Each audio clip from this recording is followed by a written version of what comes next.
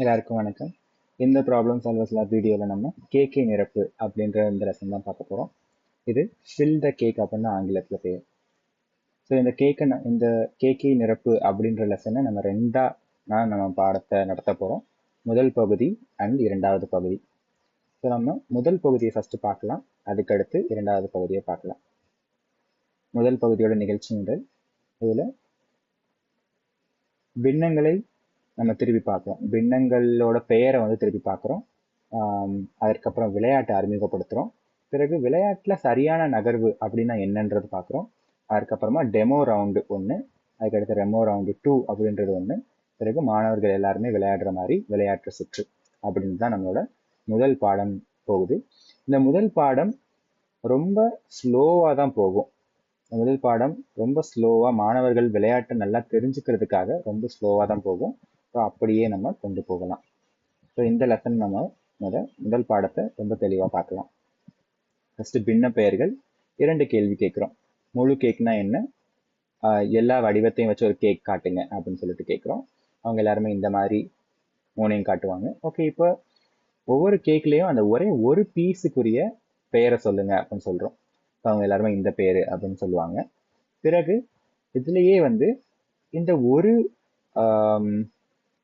பட்டத்துக்கு வேற என்ன சமமா இருக்கும் அப்படின்னு நம்ம கேட்கலாம். அதுக்கடுத்து ஒரே ஒரு படகுக்கு வேற என்ன சமமா இருக்கும் அப்படின்னு நம்ம கேட்கலாம். ஸோ அதுக்கு வந்து அவங்க வித்தியாசமா ஆன்சர் சொல்லுவாங்க. அந்த ஆன்சர்ஸையும் நம்ம இந்த இடத்துல உறுதிப்படுத்துறோம். இந்த உறுதிப்படுத்தினதுக்கு அப்புறமா இந்த 2 கேள்விகள் கேட்குறோம். 3ல் 2, 6ல் 5 இது ரெண்டையும் நீங்க உங்க பிளாக்குகள் பயன்படுத்தி காட்ட முடியுமா அப்படின்றத நம்ம கேட்குறோம். அதை அவங்க பிளாக்குகள் பயன்படுத்தி காட்டுவாங்க. காட்டி முடிச்சதுக்கு அப்புறமா ஓகே, இப்போ எல்லாருக்குமே ஃபுல்லாக புரிஞ்சிருச்சு. இப்போ நம்ம விளையாட்டை பற்றி பார்க்கலாம். இது ஒரு கணித விளையாட்டு. இந்த விளையாட்டை பாம்பு கட்டம் விளையாடுற மாதிரி ஃபர்ஸ்ட் இவங்க விளையாடுவாங்க, அடுத்து அவங்க விளையாடுவாங்க. ஸோ அங்கே டைஸ் உருட்டுற மாதிரி நம்ம இங்கே சிட்டை எடுத்து நம்ம விளையாடுறோம். அதற்கப்புறமா இங்கே ஒரே ஒரு கேக்கு பண்ண மாட்டோம். கேக்கை நிரப்பு அப்படின்னா ஒரு கேக்கு நினச்சிடாதீங்க. இங்கே 3 கேக்குகளை நீங்கள் நிரப்புனாதான் நீங்கள் ஜெயிப்பீங்க அப்படின்றத தெளிவாக சொல்லிடுறோம். இதை சொன்னதுக்கு அப்புறமா இதுக்கு என்னென்ன தேவைகள் அதெல்லாமே உங்களுக்கு தெரியும். ஒரு அணியில 2 பேர் இருப்பாங்க இந்த விளையாட்டுல. ஃபர்ஸ்ட் இருக்கிறவங்க சிட்டை எடுப்பாங்க, பிளாக் எடுப்பாங்க, அண்ட் அதை எங்க வைக்கிறதுன்னு முடிவு செய்வாங்க. இரண்டாவது இருக்கிறவங்க அது சரியா அப்படின்னு சொல்லிட்டு கேள்வி கேட்டு சரி பார்ப்பாங்க. உடனே வைக்க வேண்டாம், சரி பார்த்துட்டு வைங்க. உங்க ஃப்ரெண்டு இருக்கிறது வந்து சரி பார்க்கறதுக்கு மட்டும்தான். பிறகு அடுத்த சுற்றுல அவங்க 2 பேருமே மாத்தி பண்ணுவாங்க. யாரு சரி பார்த்தாங்களோ அவங்க விளையாடுவாங்க, யாரு விளையாண்டாங்களோ அவங்க சரி பார்ப்பாங்க. விதிகள்: அரைக்கோணம் சரியாக பொருந்தணும், வெளியே எதுவும் வரக்கூடாது. பிறகு ஒன்று வச்சுட்டிங்கன்னா அதை திருப்பி அகற்றக்கூடாது. அண்ட் அதே மாதிரி ஒன்றுக்கு மேலே ஒன்று வைக்கக்கூடாது. எது சரியான நகர்வு அப்படின்ற இந்த பகுதியில் தான் நீங்கள் நிறைய டைம் ஸ்பெண்ட் பண்ணணும். இதில் இந்த கேள்விகளுக்கெல்லாம் நீங்கள் பதில் சொல்லணும். இந்த கேள்விகளை கேட்பீங்க. ஓகே, 3ல் 1 அப்படி வந்துச்சுன்னா என்ன நான் பண்ணலாம்? அதுக்கு நிறைய விஷயங்கள் இருக்கு. ஒரு பட்டத்தை வைக்கலாம், 2 முக்கோணத்தை வைக்கலாம் அப்படின்னா அதெல்லாம் சரியான விடை. ஒரே ஒரு முக்கோணம் வைக்கலாம் அப்படின்றது தவறான விடை. ஸோ அந்த மாதிரி சரியான விடையெல்லாம் நீங்க இது சரி அப்படின்னு சொல்லிட்டு, தவறான விடையெல்லாம் ஏன் தவறுன்னு கேட்டுட்டு அது தவறுன்னு சொல்லிட்டு போவீங்க. இரண்டாவது கேள்வி அதே மாதிரி ஒரு கேள்விதான். பிறகு அடிப்படை சொற்களை நீங்க அறிமுகப்படுத்துறீங்க.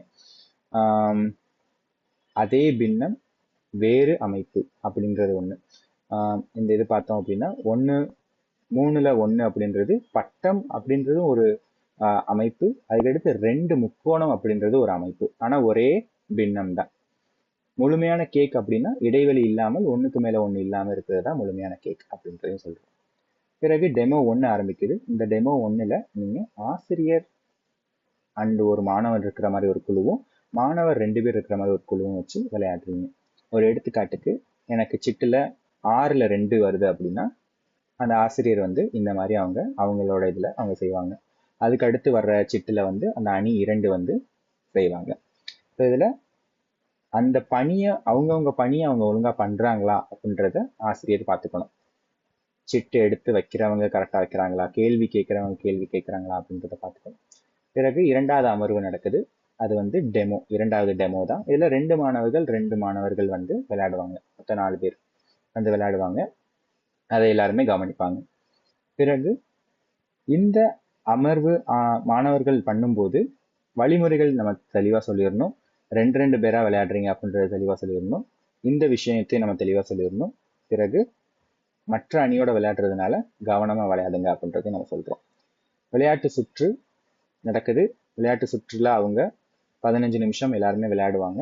இதுல நீங்க மனதில் கொள்ள வேண்டியது, இந்த லெசன் மெதுவாக தான் போகும். இன்னைக்கு எல்லாத்தையும் கத்துக்கணும்னு அவசியம் இல்லை. குழப்பம் இருந்தா பரவாயில்ல, அதை சரிபார்த்து புரிந்து கொள்றதுக்கு முயற்சி செய்யணும். இந்த அமர்வோட, அதாவது இந்த விளையாட்டு சுற்றோட நமக்கு முதல் லெசன் முடிவடையுது. பிறகு இரண்டாவது லெசன் நம்ம ஸ்டார்ட் பண்றோம். இந்த இரண்டாவது லெசன் வேற ஒரு நாள் நீங்க நடத்துவீங்க. இந்த இரண்டாவது லெசன்ல ஃபர்ஸ்ட் முழு கேக்கு பதிவு செய்தல் அப்படின்றது ஒன்று பார்க்குறோம். அதற்கப்புறமா அதை இன்னைக்கு லெசன் கூட தொடர்பு செய்கிறோம். பிறகு விளையாட்டு விளையாடுறோம். அதுக்கடுத்து பிரதிபலிப்பு. ஸோ இந்த முழு வகுப்பு கலந்துரையாடல்ல கேக் பதிவு அப்படின்னா இந்த கேக்கோட பின்ன பெயர்கள் நம்ம எழுதுறோம். ஒரு எடுத்துக்காட்டுக்கு நான் எழுதி காட்டுறேன். இந்த படகு ஷேப்புக்கு நான் 2இல் 1 பங்குன்னு எழுதலாம்.